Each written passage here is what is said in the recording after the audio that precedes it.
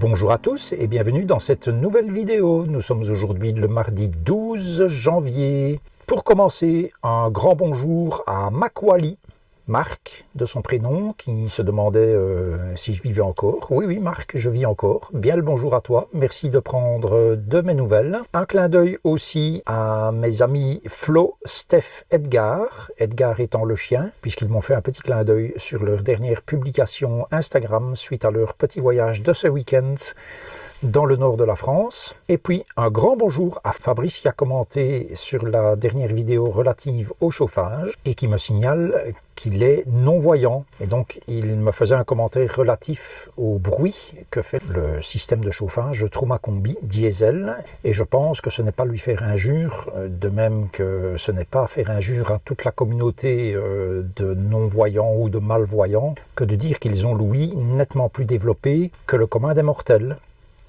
Puisque la nature est ainsi faite que quand un de nos sens est amoindri, forcément d'autres de nos sens sont exacerbés pour pallier justement à la déficience de l'un ou l'autre. Donc merci à toi Fabrice pour ton commentaire. Alors Fabrice manifestement aime bien la mécanique automobile. C'est en tout cas ce que j'ai pu trouver sur internet. Je pense ne pas me tromper puisque il était marqué juste avant cela non-voyant. Donc à mon avis je suis tombé sur la bonne personne. Et cela me fait un petit peu penser à une personne qui intervient occasionnellement, très occasionnellement même, sur la chaîne POA. Je ne sais pas si vous connaissez cette chaîne, POA, Petites Observations Automobiles. Je l'ai suivi tout un moment et puis bon, maintenant je ne suis plus. Mais ils ont fait intervenir quelquefois un Belge aveugle. Alors moi je dis aveugle parce que aveugle est un mot de la langue française. Hein. Voilà, aveugle, non-voyant, peu importe. Et qui a un don tout particulier en matière de design automobile et qui parvient vraiment à voir des choses que finalement nous autres voyants ne voyons peut-être plus. Je vous mets un lien ici vers une de ces vidéos où cette personne intervient dans POA. Vous allez voir que c'est finalement assez émouvant. Voilà, une bonne petite soupe, ça fait du bien. Alors, c'est de la soupe Tricatel, hein, Roico, donc... mais n'empêche que c'est bien bon. Concernant la vidéo précédente, relative au chauffage, diesel ou gaz, tout d'abord, c'est une vidéo qui m'a amené des commentaires assez bizarres que j'ai dû supprimer, malheureusement.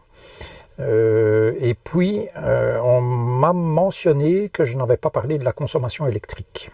Alors, je vous remets ce tableau ici. C'est vrai que j'aurais pu le remettre dans cette vidéo-là, mais j'avais déjà parlé de manière très complète de la consommation électrique du Truma diesel dans la vidéo relative à l'électricité, puisque j'avais même fait un petit graphique. Alors, on me dit, oui, mais ça consomme 10 ampères au démarrage. Oui, mais il faut être sérieux, ça consomme 10 ampères pendant 2 minutes. Autrement dit, 0,3% de la batterie. Si vous avez une batterie de 100 ampères, 10% pendant 2 minutes, ça fait grosso merdo 0,3% de batterie. Alors imaginons que le chauffage, comme dans mon cas, démarre 2 ou 3 fois par heure, toute la journée, durant les journées où il fait vraiment cacaboudin, ce qui est le cas en Belgique. Ben voilà, vous faites la multiplication. Donc oui, ça prend un peu de batterie, mais enfin, il ne faut pas vous imaginer que votre batterie va se retrouver à plat en 2 temps, 3 mouvements. Hein. C'est pas comme ça que ça marche. Hein. Voilà, 10 ampères pendant 2 minutes. Alors vous lirez à gauche, à droite, ou vous entendrez peut-être même chez votre concessionnaire qu'il est conseillé de l'allumer avant d'arriver à destination. Comme ça ne mangera pas la capacité de la batterie cellule. Bon, moi je pense que c'est vraiment de la foutaise parce que le principe de fonctionnement du Truma Combi diesel, c'est justement qu'il se met en route et puis qu'il va s'arrêter alors que la ventilation va continuer à tourner puisque le système va utiliser la chaleur résiduelle qui se trouve dans la réserve d'eau, donc les 10 litres d'eau. Alors, est-ce que ça fonctionne de la même manière lorsqu'il n'y a pas d'eau dans le boiler? Je n'en sais rien, mais en tout cas, moi, c'est ce que je constate. Ici, par exemple, il vient de se remettre en route il y a quelques minutes. D'ici un quart d'heure, il va très probablement s'arrêter, mais la ventilation va continuer à tourner et fonctionner grâce à l'eau chaude, puisqu'il y a un échangeur de chaleur dans ce système. Et j'imagine que dès que l'eau va être trop froide pour pouvoir maintenir la chaleur dans l'habitacle, le brûleur va à ce moment-là se remettre en route. Donc dans tous les cas, le brûleur va se mettre en route, il va s'arrêter, se remettre en route, s'arrêter, se remettre en route, s'arrêter, se remettre en route, s'arrêter. Sans arrêt, toute la journée, si vous laissez le chauffage toute la journée. Le mettre en route avant d'arriver à votre destination n'a aucun intérêt. Il y a eu un autre commentaire assez véhément qui disait ça pue, c'est dégueulasse, etc. Et moi je préfère de loin le gaz, ça fonctionne à jusqu'à 3700 mètres d'altitude. Ceux qui ont un chauffage diesel, au-delà de 1500 mètres, ils doivent payer un accessoire 850 €. Le kit altitude pour le Truma diesel, ce n'est ni plus ni moins qu'une seconde pompe à carburant qui est mise en parallèle, donc pas en série, elles sont mises en parallèle avec un Y à l'arrivée, un Y à la sortie. Ça ne coûte pas 850 €, bien évidemment. J'avais demandé en son temps à mon concessionnaire et c'était à peine 150 € parce qu'il y a même quasiment pas de main d'œuvre là-dedans. C'est brancher la pompe, mettre un Y et puis basta quoi. Alors autre chose concernant ce kit altitude, j'ai quand même eu dans les commentaires de cette même vidéo des témoignages me disant moi j'ai été à 2500 mètres, le chauffage a très bien fonctionné sans le kit altitude. Donc voilà. Après j'imagine que si on veut grimper sur l'Everest, forcément, il faudra peut-être mettre 3 ou 4 kits altitude. Et là, forcément, la facture va grimper un petit peu, n'est-ce pas? Toujours dans ce même commentaire, le diesel, c'est fait pour les fainéants. Moi, je me fais les muscles en changeant mes bouteilles de gaz. Moi, je pense, c'est mon avis, que pour de la van life, le système au diesel est bien plus intéressant que le système au gaz. Maintenant, celui qui prend son camping-car pour partir le week-end ou pour partir en vacances, il est très probable que le gaz soit mieux, mais quand on vit dedans, moi j'estime, c'est en tout cas mon avis, qui en vaut d'autres, j'estime que le diesel est bien plus simple. Alors pour ceux qui font de temps en temps des commentaires assez rigolos concernant mes chemises, je vois passer de temps en temps beau gosse avec ta chemise. Voilà, aujourd'hui c'est encore une vieille chemise qui a 20 ans, si pas plus. Par contre, j'ai reçu pour mon anniversaire ce magnifique gilet avec c'est tout doux à l'intérieur, c'est très chaud, avec la capuche. Oui, voilà, j'ai reçu cela pour mon anniversaire. Alors j'ai reçu cela dimanche et mon anniversaire c'est demain, mercredi le 13 janvier. Et parlant de 13 janvier, je vais vous raconter une anecdote et je vous jure que c'est véridique. Depuis que je suis séparé de ma femme, c'est-à-dire depuis 7 ans, j'avais pris l'habitude de jouer à l'euro-million. 2 ou 3 fois par an, 2 grilles, pas plus.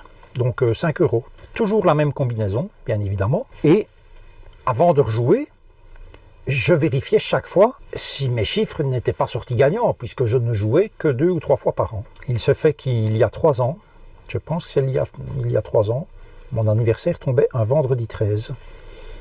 Je me dis, tiens, je vais jouer à l'euro-million. Sauf que cette fois-là, je ne vérifie pas si mes chiffres sont déjà sortis.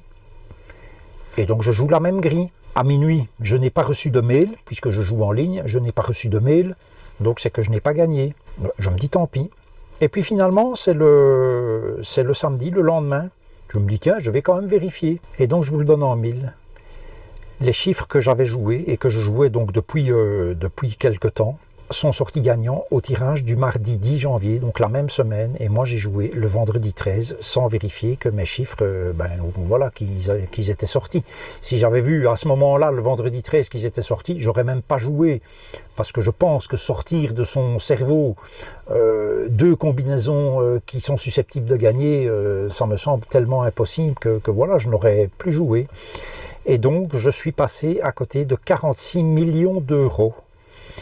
je peux vous dire évidemment qu'avec 46 millions d'euros, je ne serais peut-être pas ici, je ne pense pas que j'aurais fait de chaîne YouTube, et en admettant que je l'aurais quand même fait, je serais peut-être dans autre chose que dans ce van jaune pisse. Donc voilà, petite anecdote. Alors j'ai pas mal parlé ces derniers temps de la météo en Belgique qui est absolument désastreuse, donc depuis mi-octobre. Cette espèce de truc jaune que je ne sais plus trop comment il s'appelle, là, qui est dans le ciel, le soleil je pense, hein, je crois que c'est ça, soleil. Nous en Belgique on l'a peut-être vu maximum 10 fois une journée ou une demi-journée ou un quart de journée ou une heure, hein. Pas plus depuis mi-octobre, ici dans le sud de la Belgique. Et donc dimanche j'étais sur mon petit parking habituel et oh surprise, la brume qui était assez abondante s'est levée petit à petit. Je vous montre les photos et il y a eu du soleil. Et puis quand la brume est partie, il y avait un beau et franc soleil. Et je peux vous dire que ça fait une différence énorme. 1 au niveau du panneau solaire et 2 au niveau du chauffage. Parce que quand le soleil a été là d'une demi-heure sans plus être caché par des nuages ou de la brume, le chauffage s'est tu jusqu'à 1h30, 2h l'après-midi. Alors qu'il faisait toujours pas plus que 3 ou 4 degrés dehors, hein. Et puis le panneau solaire, pareil, hein, ça rechargeait lentement, mais ça rechargeait quand même un tout petit peu la batterie. Vous, en France, je pense que vous avez beaucoup plus de soleil qu'ici. En tout cas, les chaînes auxquelles je suis abonné, dans vos vidéos, c'est toujours du soleil partout. Je ne sais pas ce que vous avez fait pour avoir autant de soleil, ou vous l'avez piqué pour les autres, hein, c'est pas possible autrement. Mais toujours est-il que ça fait une énorme différence, hein. Parce que pendant le 3 heures, le chauffage qui ne tourne pas, ça fait quand même de l'économie de carburant, de l'économie de courant, donc ce n'est pas négligeable. Et il faisait super bon dans le van. Et le panneau solaire donnait. Donc voilà, appréciez votre chance d'avoir du soleil, parce qu'on n'en a pas beaucoup, et je peux vous dire que ça a duré dimanche, mais depuis hier, c'est de nouveau la galère, et aujourd'hui, il a fait noir toute la journée ici. Je vais essayer de vous montrer des images de la dashcam, puisque ce matin, j'allais chez un client. Vous allez voir, le temps pourri, c'était le déluge ici, hein, le déluge, comme dans le film Noé, avec je ne sais plus quel acteur, Russell Crowe, je pense. C'était une catastrophe. Mesurez bien votre chance d'avoir comme ça autant de soleil. Alors concernant ces photos que je viens de vous montrer justement, donc vous avez bien remarqué que ça avait été fait avec le drone. Et pour ceux d'entre vous qui utilisent un drone, ou en tout cas qui le font de manière légale, vous n'êtes pas sans savoir qu'il y a une nouvelle loi européenne. On aurait pu espérer que ça allait permettre d'harmoniser la législation au niveau de tous les pays d'Europe, mais manifestement il n'en est rien. Avant cette loi européenne, en Belgique, aucun étranger de 1 ne pouvait voler chez nous, et de 2, pour les Belges, il fallait au minimum avoir une attestation classe 2, ce que j'avais, ou une licence classe 1, qui permettait de faire des vols en classe 1A ou en classe 1B, suivant le risque. En classe 1, il pouvait voler jusqu'à 90 mètres. En attestation classe 2, ce que j'avais, on pouvait voler jusqu'à 45 mètres de haut. Ce qui n'est pas très très haut, hein. En France, vous pouviez voler, je dis vous pouviez parce que c'est fini, vous pouviez voler jusqu'à 150 mètres de hauteur. Et donc moi j'avais passé l'attestation classe 2, dont coût 1600 €, plus une assurance spécifique obligatoire 350 € par an. Et ceux qui ont passé leur licence classe 1, là c'était un examen théorique et pratique à la DGTA, l'équivalent de la DGAC chez vous en France. Et c'est une formation qui leur coûtait facile 4-5 000 €, hein, comme pour rire. Donc tout ça à la poubelle, législation européenne. Manifestement, la Belgique en reste aux requis européens. Pas plus, pas moins. Et donc j'ai passé la semaine passée, j'avais d'ailleurs publié la photo sur mon compte Instagram, j'ai passé mon examen en ligne, et donc je peux maintenant voler sous la nouvelle législation européenne en Open A1 ou en Open A3, et ce jusqu'à 120 mètres de haut. En France, ça sera 120 mètres de haut aussi. Donc 120 mètres, je peux vous dire que ça change par rapport aux 45 mètres, c'est quasiment 3 fois plus haut. Et donc dimanche, une fois que j'ai vu qu'il y avait de la brume et qu'elle allait se lever, j'ai mis le drone en l'air et ce sont donc les photos que vous avez vues, où vous voyez d'ailleurs le parking où je me trouvais. La Belgique, pour une fois, elle en reste au requis européen, mais la France, évidemment, elle a ajouté des trucs parce que chaque État a la possibilité d'adapter l'une ou l'autre chose. Donc en France, il y a encore des particularités et j'imagine que dans d'autres pays, il y aura aussi des particularités. Voilà, je trouve ça vraiment dommage puisqu'on fait une loi européenne qui aurait dû permettre à tout le monde de pouvoir voler dans la légalité. Et puis finalement, il n'en est rien. Donc même s'il y a maintenant des règles communes, elles ne sont pas toutes communes. Il y a des spécificités. Et voilà. Et si je sais qu'en Belgique, au niveau de la police ou de la police de l'air, il n'y a pas trop de soucis. D'ailleurs, la police, je pense même qu'elle s'en fout chez nous. Tant qu'on ne gêne pas le voisinage, elle n'en a rien à faire. En France, c'est tout de suite autre chose. C'est tout de suite des menaces, des confiscations, des ceci, des cela. Je préparerai, comme toujours, mes vols si je suis un jour en France. Parlant de cela d'ailleurs, qu'est-ce qui va se passer? Il y a chez vous, je pense, une nouvelle réunion le 20 janvier de l'inénarrable conseil scientifique. J'entends déjà parler de reconfinement en France. Donc moi j'aimerais bien partir honnêtement puisque maintenant mon gros boulot de programmation pour un de mes clients est terminé, il est livré, tout fonctionne. J'ai encore juste ma visite post-op jeudi 14 et alors le 20 ma convocation à la police, j'ai reçu une convocation à la police. Heureusement que je suis quand même un petit peu solide psychologiquement. Je ne sais pas comment ça se passe chez vous, mais je reçois une convocation de la police. Et je savais qu'ils étaient passés puisque à mon port d'attache, il y a des caméras de surveillance et j'ai une alerte sur mon smartphone lorsqu'il y a du mouvement sur la caméra. Et la police, en fait, a débarqué chez moi, je vais dire, puisque c'est mon domicile, hein, c'est mon domicile officiel. La police débarque chez moi la nuit de samedi à dimanche à minuit 9. Ils repartent à minuit 10. Et je vois qu'ils s'arrêtent au niveau de la boîte aux lettres. Je me dis, oh, qu'est-ce donc un PV ou enfin les PV en général, ça arrive par la poste, donc et surprise, hein, c'est une convocation au bureau de police. Alors tenez-vous bien, le système judiciaire chez nous, je ne sais pas comment il est fait, mais c'est un truc de fou. Je suis convoqué pour être entendu en tant que suspect.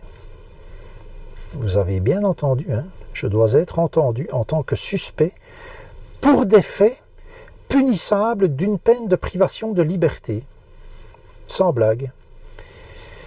Et puis après, toute une série d'articles. Nous vous conseillons de consulter un avocat. Lors de votre audition, vous serez présumé avoir consulté un avocat.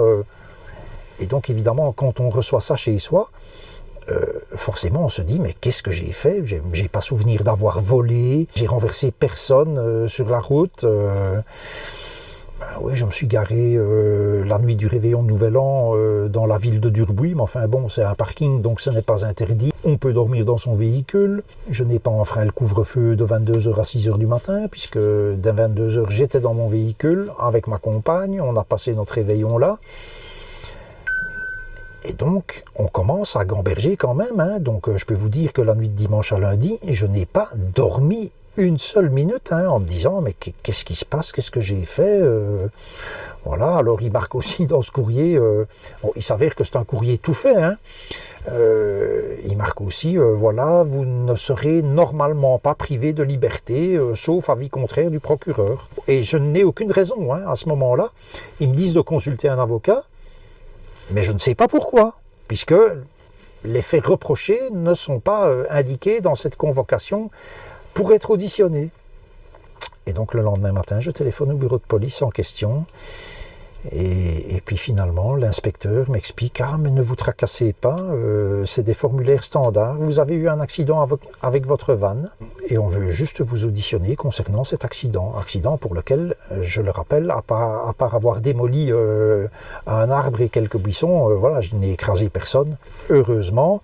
Et il me dit voilà, quand il y a un accident avec blessé, donc le blessé c'était moi, puisque j'ai été à l'hosto, Ben voilà, c'est la procédure, ça rentre d'office dans une catégorie qui fait que quand il y a une audition, eh ben c'est ce courrier-là qui sort.